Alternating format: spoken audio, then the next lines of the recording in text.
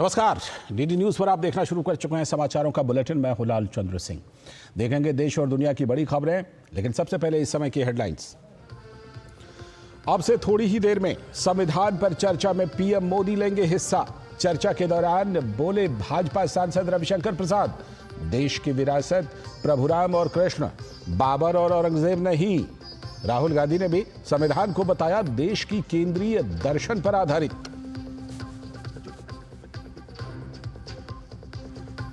कानून मंत्री अर्जुन राम मेघवाल सोमवार को लोकसभा में पेश करेंगे 129वां संविधान संशोधन विधेयक। बिल में एक देश एक चुनाव का है प्रस्ताव। छोटे किसानों के लिए बड़ी खुशखबरी। आरबीआई ने अतिरिक्त कृषि ऋणों की सीमा में की बढ़त। कृषि ऋण सीमा 2 लाख रुपए तक बढ़ी। पद से हटाए गए दक्षिण कोरिया के राष्ट्रपति योन सुक योल मार्शल लॉ की घोषणा करने के बाद से ही थे सवालों के घेरे में। ये थी हेडलाइंस। देखते हैं अब खबरों को विस्तार से। और सबसे पहली और सबसे बड़ी खबर संसद से। लोकसभा में भारतीय संविधान के 75 वर्षों की गौरवशाली यात्रा पर चर्चा जारी है।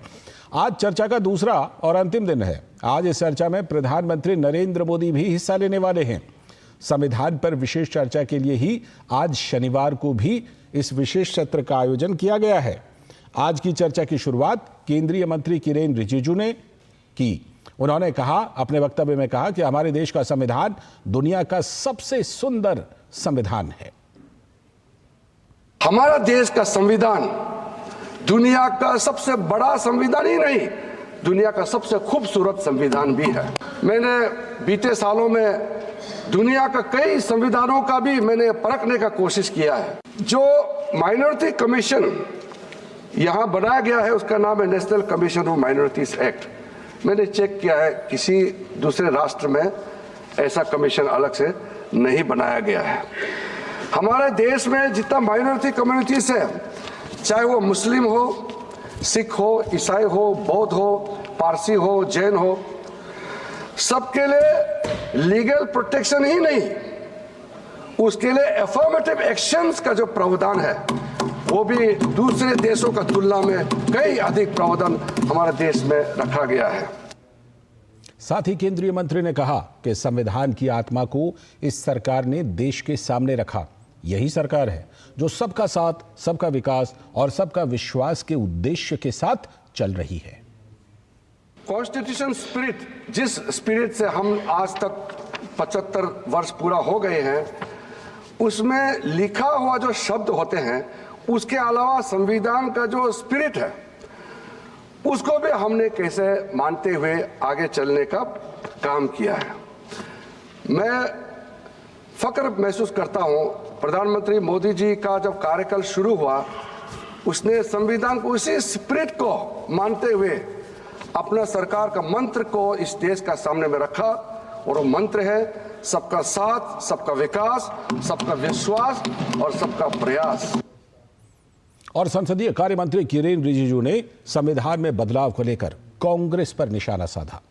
निशाना साधते हुए उन्होंने किरेन रिजिजू ने कहा कि कांग्रेस ने अपने हित में बार बार बदलाव किए, जबकि भाजपा ने लोगों को आरक्षण देने के लिए संविधान में बदलाव किया। संवैधानिक बदलाव, संविधान में जो अमेंडमेंट होते हैं वो आपने भी किया है, हमने भी किया है। आपने ज्यादा किया, हमारा कम है, लेकिन मैं केंद्रित किस बात में करना चाहता हूं, आपने अमेंडमेंट किस लिए किया था?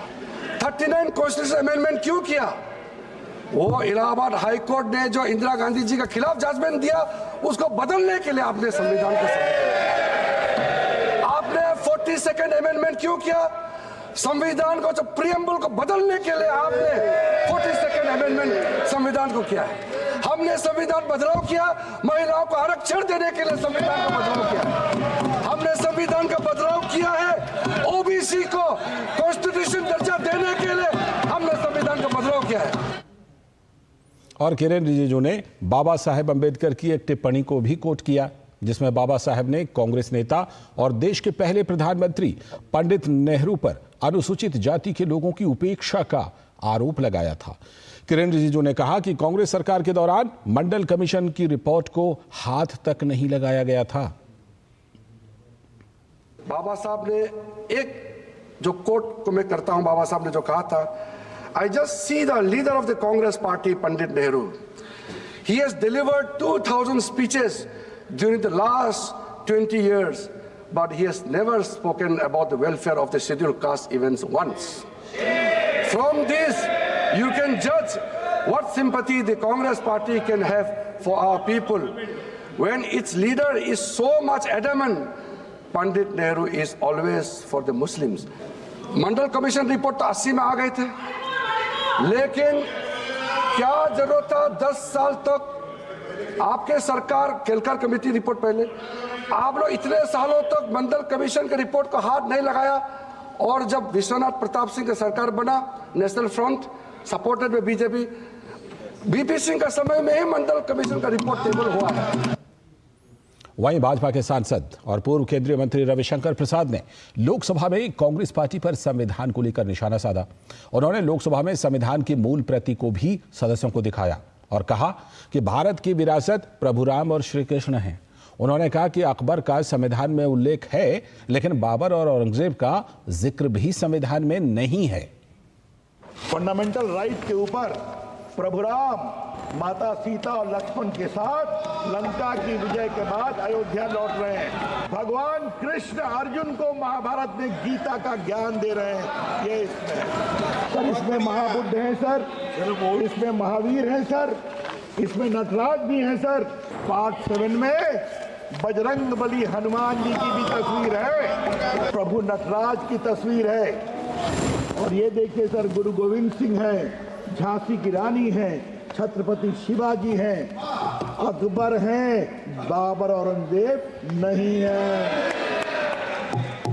तो इस संविधान बनाने वाले जानते थे कि इस देश की विरासत प्रभु राम है, प्रभु कृष्ण है, बाबर औरंगजेब नहीं है, छत्रपति शिवाजी। वहीं भाजपा के नेता तेजस्वी सूर्या ने लोकसभा में कहा कि डीएम की पार्टी सेक्युलरिज्म की बात करती है। उनके नेताओं ने पहले ही सेक्युलरिज्म को तार तार कर दिया है और वो संवैधानिक नैतिकता की बात करते हैं। The DMK gave us big lectures here on secularism. Their leaders speak of eradicating Sanatana Dharma, and we should listen to these speeches of secularism from them. The DMK leaders, the leaders from the DMK speakers, sir, are speaking about constitutional morality. और भारत के संविधान को अपनाने की 75वीं वर्षगांठ पर चर्चा के दौरान लोकसभा में भाजपा के सांसद अनुराग सिंह ठाकुर ने राहुल गांधी पर तंज कसते हुए कहा कि कुछ लोग सिर्फ संविधान की किताब दिखाते हैं, लेकिन उनको ये नहीं पता कि संविधान में कितने पन्ने हैं।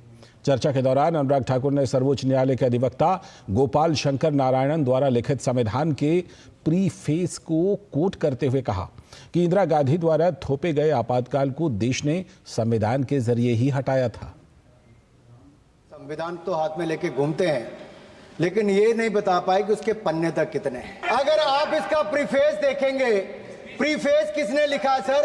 सुप्रीम कोर्ट के वरिष्ठ अधिवक्ता गोपाल शंकर नारायण जी, उन्होंने लिखते हैं, our constitution was crafted by the finest and most emancipated minds of the time, and thankfully not directed by the confused Nehruvian social policy that guided success governments। वो इनकी नेहरू जी की विचारधारा पर सवाल खड़ा करते हैं। और उन्होंने लिखा है कि giants like B.R. Ambedkar, B.N. Rao, Sardar Patel, K.M. Munshi allowed debate provisions to protect the basic freedom। इसमें लिखा है, were it not for the strength of the document, Indira Gandhi would have been compelled to end the darkest episode in independent India by ending the emergency। यानी कि संविधान की ताकत थी जिन्होंने इंदिरा गांधी जी की इमरजेंसी को खत्म किया था। और वहीं लोकसभा में नेता प्रतिपक्ष राहुल गांधी ने कहा कि देश का संविधान देश के केंद्रीय दर्शन पर आधारित है। उन्होंने कहा कि इसमें अंबेडकर, गांधी और नेहरू के विचारों का समावेशन है। Constitution contains a set of ideas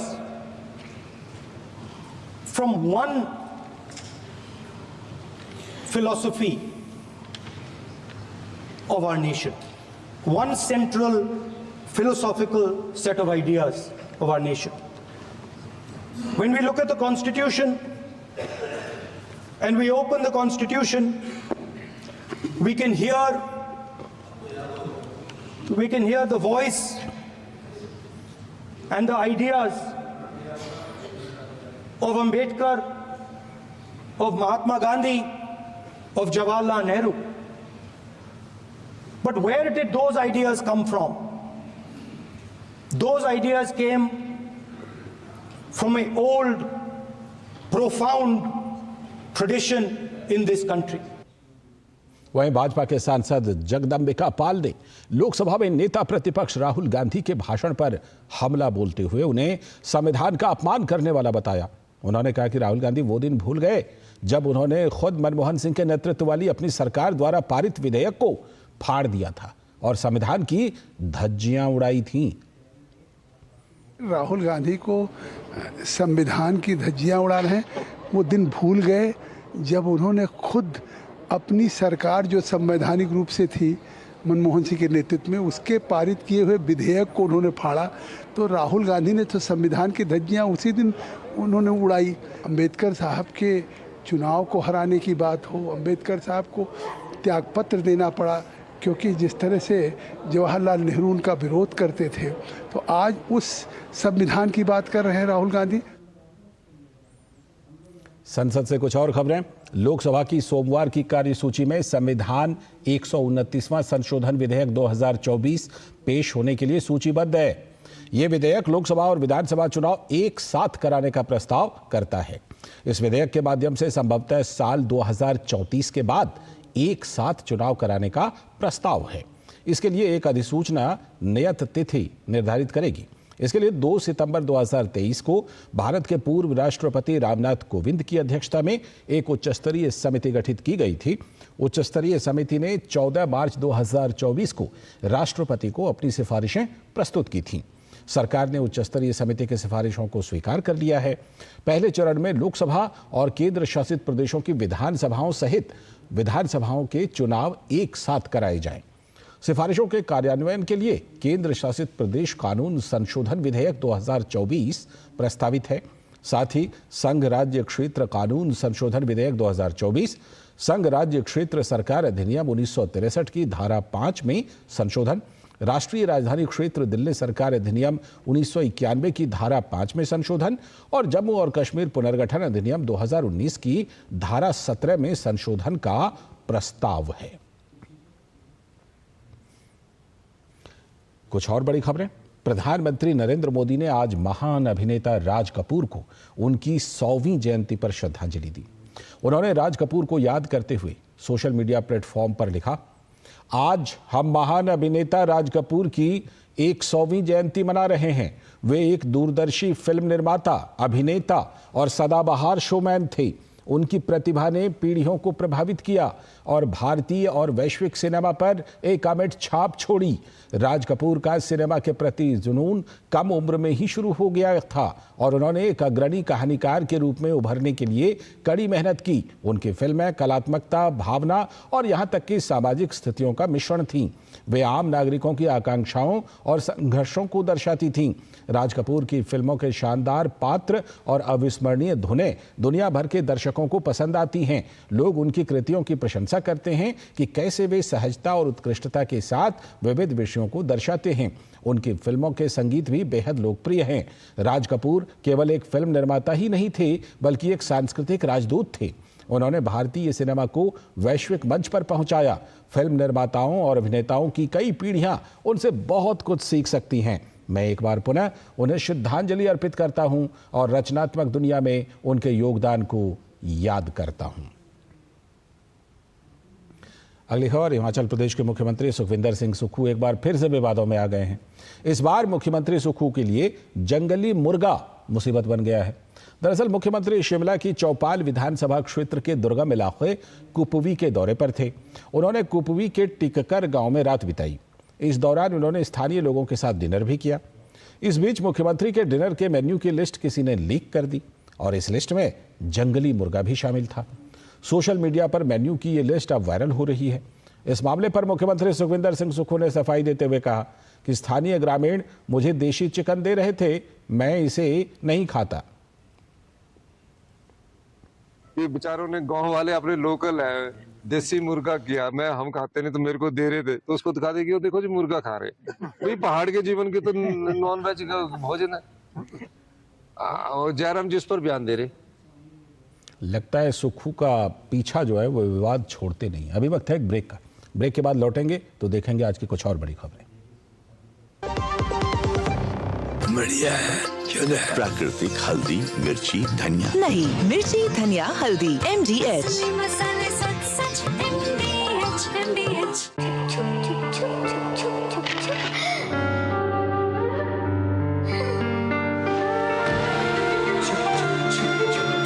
आ जाओ। Yes papa. जिंदगी किसी के लिए नहीं रुकती, हम भी आपको कहाँ रुकने देंगे। जिंदगी के हर मोड़ पर LIC है तो इंश्योर्ड है। LIC हर पल आपके साथ। मुथूट फाइनेंस, इंडिया का number 1 most trusted financial services brand. Gold loan लेने के लिए कॉल करें 1-800-313-1212। स्वागत है ब्रेक के बाद। बड़ी खबर पश्चिम बंगाल से, जहां पर TMC के नेता विवादित बयान तो देते ही रहते हैं। पश्चिम बंगाल सरकार में कैबिनेट मंत्री और कोलकाता के मेयर फिरहाद हकीम ने एक बार फिर से विवादित बयान दे दिया है। उन्होंने मुस्लिम समाज की जनसंख्या को लेकर बड़ा बयान दिया। उन्होंने कहा कि पश्चिम बंगाल में हम 33% और भारत में 17% हैं, लेकिन एक दिन ऐसा आएगा कि हम बहुमत में होंगे। बंगाल में तो हम 33% हैं, मगर हिंदुस्तान में भी हम सिर्फ 17% है और हमें माइनॉरिटी कम्युनिटी कहा जाता है। हम एक भी मेजॉरिटी से भी मेजॉरिटी हो सकते हैं। और अब खबर उत्तर प्रदेश से, जहां संभल में जामा मस्जिद के सर्वे को लेकर मामला गरमाया हुआ है। इसी बीच संभल से बहुत बड़ी खबर सामने आ रही है। संभल के नखासा थाना इलाके के मोहल्ला खग्गूसराय में 46 साल से बंद पड़े भगवान शिव के मंदिर को प्रशासन ने खुलवा दिया। अवैध अतिक्रमण और बिजली चोरी के खिलाफ DM और SP की टीम के छापे के दौरान ये मंदिर सामने आया। मंदिर के बराबर में कुएं को पाट कर स्लैब बना दिया गया था। 1978 के बाद से बंद पड़े एक पुराने मंदिर को पुलिस द्वारा ये खुलवाया गया। पहले इस मंदिर में एक पुजारी रहते थे, लेकिन उन्होंने मंदिर और मोहल्ला छोड़ दिया था। पुजारी का कहना था कि किसी की हिम्मत नहीं होती थी कि मंदिर में पूजा पाठ और आरती करने आ जाएं। पुजारी ने अपना मकान बेचकर मंदिर में ताला डाल दिया था। मंदिर के पास बना कुआं भी दूसरे समुदाय ने पाट कर बंद कर दिया था। हिंदू आबादी कम होने के कारण सभी लोग पलायन कर गए थे। आज बिजली चेकिंग के दौरान प्रशासन की नजर मंदिर पर पड़ी और पुजारी को बुलाकर ताला खोला गया। पुलिस अधिकारियों ने मंदिर की सफाई की और भगवान शिव का शिवलिंग और हनुमान की मूर्ति देखी। पुलिस के अधिकारियों ने मंदिर के अंदर साफ सफाई भी की। ये जो मंदिर मिला, तो जब सुबह हम भ्रमण कर रहे थे तब पता चला कि किसी ने मंदिर को 3 ओर से ब्लॉक कर लिया है। एक ओर से खाली था, तो एक ओर से ये जो स्ट्रक्चर आपको दिख रहा है, ये स्ट्रक्चर जब दिखा तो हमने कहा इसको खुलवाते हैं। तो पता चला कि 3 ओर से ब्लॉक करके इसको भी एनक्रोच करने की तैयारी थी। 40 वर्ष बाद तो खुला है मंदिर, 1978 के बाद खुला नहीं है मंदिर। और मुझे लगता है कि ज्यादा नहीं तो कम से कम 400-500 वर्ष पुराना तो 46 वर्ष पहले बंद हुआ था, उसके बाद अभी खुला है। हमको जन्म से यहाँ रहते थे, ये मकान भी हमारा ही था। 78 के बलबे के बाद बेच किसी ने। मंदिर तो हम जन्म से हमें मेरी उम्र 82 साल है जब से मंदिर देख रही हूँ। भगवान शंकर का मंदिर है। अच्छा। और हमारे ये कुलगुरु का मंदिर है। यहाँ कोई आबादी हमारी रही नहीं, हम लोग सब पलायन कर गए थे। तो यहाँ से जब लोग चले गए तो फिर हम लोग ने मंदिर की देखभाल कर नहीं पाए। अकेला कोई पुजारी यहाँ टिकता नहीं था। आगे की खबरों में, UCMAS इंटरनेशनल प्रतियोगिता 2024 का भारत में दूसरी बार आयोजन किया गया। दुनिया की सबसे बड़ी अबेकस और मेंटल अर्थमेटिक प्रतियोगिता में दुनिया भर के 30 देशों से आए 6000 से भी अधिक प्रतिभागियों ने हिस्सा लिया और महज 8 मिनट में 200 गणितीय प्रश्नों को हल करने के लक्ष्य को हासिल करने में अपनी क्षमता का प्रदर्शन किया। आंखों में जीत का सपना, चेहरे पर उत्साह और हाथों में अबेकस थामे ये बच्चे राजधानी दिल्ली में आयोजित UCMAS अंतर्राष्ट्रीय प्रतियोगिता 2024 के प्रतिभागी हैं। गणित के इस महाकुंभ में Malaysia, Nepal, Myanmar, Iraq, Kazakhstan, Canada, Georgia, south Africa, Mongolia, Vietnam, Mauritius सहित 30 देशों से आए 6000 छात्र और भारत के 24 राज्यों व 8 केंद्र शासित प्रदेश के प्रतिभागियों ने अपनी क्षमता का अद्भुत प्रदर्शन किया। इन छात्रों को 8 मिनट में 200 अंक गणितीय प्रश्नों को हल करने का लक्ष्य दिया गया था, जिसे अलग अलग राउंड में जीतते हुए मासूमों ने अपना स्थान पक्का किया। वैश्विक स्तर पर आयोजित इस कार्यक्रम का उद्देश्य बौद्धिक क्षमता का प्रदर्शन करना और रचनात्मकता व मानसिक विकास को बढ़ावा देना है।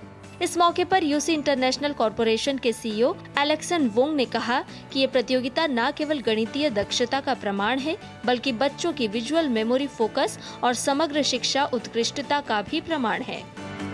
Today, everybody depend on IT, new technology, and then a lot of us seldom use our brain. But mental arithmetic is 100% solely mental development. Why? Because after created 6 finger, it's already become a 6 finger movement, 10 finger activated. That means our 10 portion of our brain can be solely activated with our finger linked with our abacus. UCMS India के CEO doctor Snehal Kariya ने कहा कि इस बार अंतर्राष्ट्रीय प्रतियोगिता की मेजबानी भारत कर रहा है। यह आयोजन छात्रों की प्रतिभा को उजागर करने के साथ ही भविष्य की चुनौती से निपटने के लिए मानसिक तौर पर भी उन्हें तैयार करेगा। यहाँ पे कंपटीशन करने का हमारा मकसद ही ये था कि बच्चे उस बहाने प्रैक्टिस करें। क्लास में तो जाके अपने स्कूल में तो एबेकस सीखते ही है, पर जब उनको एक इवेंट मिलती है कि हमें इंटरनेशनल कंपटीशन में जाना है, तो दे प्रैक्टिस सो मच, इतने सारे पेपर्स चेक करेंगे, वो सॉल्व करेंगे कि ये करते करते कंपटीशन के बहाने प्रैक्टिस करेंगे और प्रैक्टिस के बहाने उनका ब्रेन डेवलपमेंट कंटिन्यूसली हो रहा है। कॉमिक जार्स करके हमारा एक कॉन्सेप्ट है, उसमें ए इज़ फॉर एप्लीकेशन। तो इतनी सारी फॉर्मूलाज है, करीब 34 फॉर्मूलाज है। तो कौन से समय पे, इतने कम समय में कौन से समय पे कौन सी फॉर्मूला यूज़ करके करना है, ये सारा मेंटल है। प्रतियोगिता में श्रेष्ठ प्रदर्शन करने वाले छात्रों को ट्रॉफी देकर सम्मानित किया जाएगा। डीडी न्यूज के लिए संध्या शर्मा की रिपोर्ट। अभी वक्त है एक ब्रेक का। ब्रेक के बाद लौटेंगे तो देखेंगे कुछ और खबरें।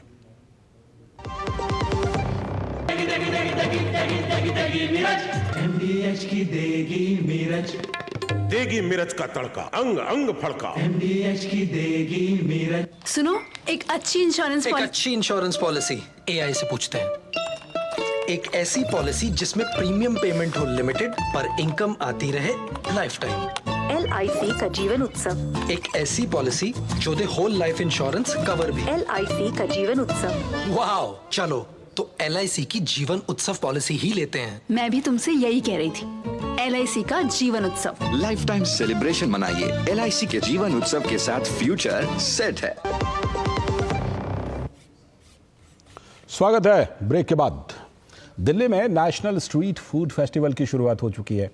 तो दिल्ली के नेहरू स्टेडियम में 300 स्ट्रीट फूड वेंडर्स 500 तरह के फूड लेकर आए हैं। 15 दिसंबर तक चलने वाले इस फूड फेस्टिवल का जायजा लिया है हमारे संवाददाता गिरीश निशारा ने। दिल्ली के जवाहरलाल नेहरू स्टेडियम में शनिवार से 14वां नेशनल स्ट्रीट फूड फेस्टिवल शुरू हो गया है। देश के सबसे बड़े स्ट्रीट फूड फेस्टिवल कहे जाने वाले इस फेस्टिवल में देश भर से 300 स्ट्रीट फूड वेंडर्स 500 से ज्यादा अलग अलग व्यंजन बना रहे हैं। इस बार स्ट्रीट फूड वेंडर्स की आजीविका को और समृद्ध करने के लिए नए प्रयास किए गए हैं। हम लोग 2009 से लगातार स्ट्रीट फूड फेस्टिवल करते आ रहे हैं और हर बार हम लोग 30% नए वेंडर्स को मौका देते हैं। इस साल हम लोगों ने करीब 25,000 वेंडर्स को ट्रेनिंग किया है पूरे देश में, हाइजीन पे, फूड सेफ्टी पे। उन्हीं में से हम लोग जो है इनको ले आए हैं और इस बार जो आए हैं, इस बार से हम लोग एक नासवी स्टार करके एक स्कीम, एक प्रक्रिया शुरू किए हैं जिसमें जितने वेंडर्स को हम स्ट्रीट फूड फेस्टिवल में लाएंगे उनको हम, जैसे मिशिगन स्टार होता है, मिचेलिन स्टार होता है, उसी ढंग से हम लोग नासवी स्टार देंगे और उनको हम लोग प्रमोट करेंगे। यहाँ मुंबई का वड़ा पाव, पाव भाजी, मिसल पाव हर किसी को अपनी ओर आकर्षित कर रहा है, तो वहीं जड़ी बूटियों से तैयार आयुर्वेदिक शिकंजी का कहना ही क्या। यहाँ राजस्थानी टिक्कड़, तंदूरी चाय, लक्ष्मी नगर के मशहूर गोलगप्पे, कश्मीर की तंदूरी रोटी, कश्मीरी कुलचा और कश्मीरी ड्राई फ्रूट्स, पंजाब का तंदूरी मैजिक, बिहार के पकवान, गोवा की फिश कटलेट, हिमाचल में कुल्लू के मोमो के पापा सिट्टू भी सभी के बीच आकर्षण का केंद्र बने हुए हैं। सारनाथ की टमाटर चाट, असम के street vendor Korean corn dog dish लेकर आए हैं। अफगानिस्तान के खास व्यंजन भी यहाँ देखे जा सकते हैं। तिब्बत के मोमोज, नेपाल की सिल रोटी, आलू मिमी, गुवाहाटी असम से पीठा चिकन देखा जा सकता है। पटना के सिंगर चाय वाला गाना गाते गाते चाय पका रहे हैं। झारखंड के धुसका घुगनी, चिकन स्टीम पीठा, लेटो, पोडोम, रागी केक, गुजरात के सूरत से फाफड़ा, खावसा, रस्से वाला खमन, उत्तराखंड से आलू के गुटके, झिंगोरा की खीर, मिक्स और उड़द की दाल के पकौड़े, उत्तर प्रदेश के इटावा से रबड़ी और मावे वाला दूध भी लोगों को अपनी ओर आकर्षित कर रहा है। तमिलनाडु का मसाला डोसा, पनीर डोसा, मैसूर डोसा और इडली सांभर, विशाखापत्तनम आंध्र प्रदेश से बम्बू चिकन, आदिवासी बम्बू बिरयानी और रेड चिली कबाब, पुरानी दिल्ली की फ्रूट आइसक्रीम, रोलर आइसक्रीम और त्रिपुरा के बुंगई ने भी यहाँ अपनी अलग पहचान दर्ज कराई है। इस 2 दिवसीय नेशनल स्ट्रीट फूड फेस्टिवल में देश भर से 300 स्ट्रीट फूड वेंडर्स 500 से ज़्यादा व्यंजनों को परोस रहे हैं। अगर आप भी खाने पीने के शौकीन हैं तो चले आइए दिल्ली के नेहरू स्टेडियम। कैमरामैन आनंद कुमार के साथ गिरीश निशाना, DD न्यूज, दिल्ली। तो अगर आप भी स्ट्रीट फूड का जायका लेना चाहते हैं तो ज़रूर इसमें पहुंचिए और ये जायका ज़रूर आप भी लीजिए। फिलहाल इस बुलेटिन में इतना ही। हमें दीजिए अनुमति। नमस्कार।